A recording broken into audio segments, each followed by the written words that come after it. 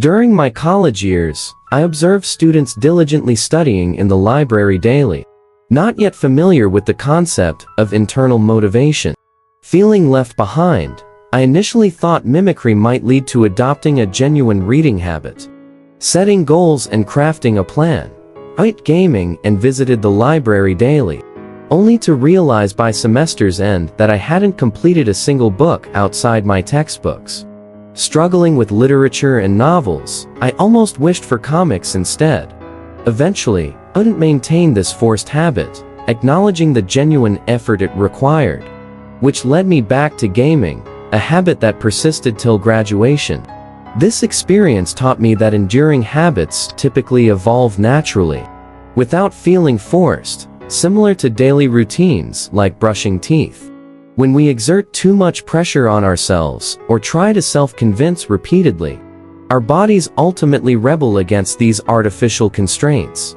It's clear, habits cannot be coerced because it pits willpower against innate instincts, an exhausting and largely ineffective struggle.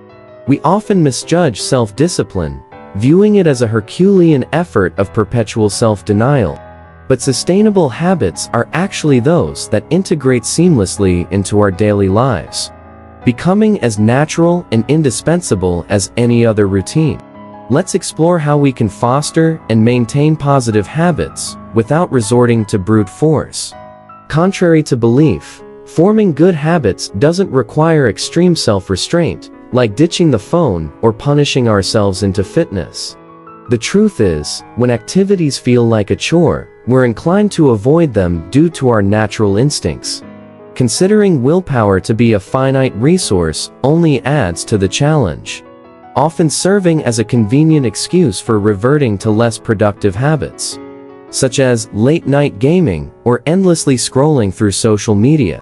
However, recent psychological studies challenge the idea of willpower as limited, suggesting that our belief in its finiteness may actually hinder our ability to maintain self-control. Instead, viewing willpower as unlimited might empower us to adopt healthier habits more effectively.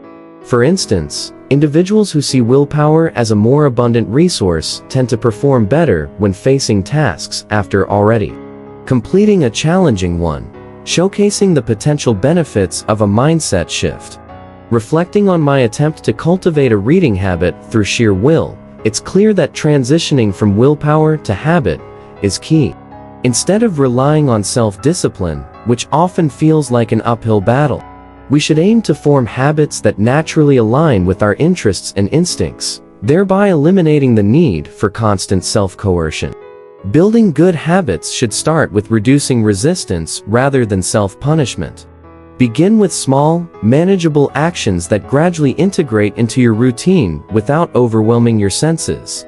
This approach aligns with the principle of system optimization, where the complexity of a system is not designed outright, but is refined over time through incremental adjustments.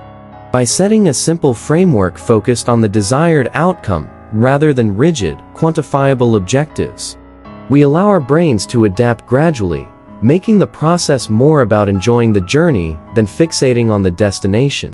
In summary, developing positive habits is not about battling your instincts with limited willpower.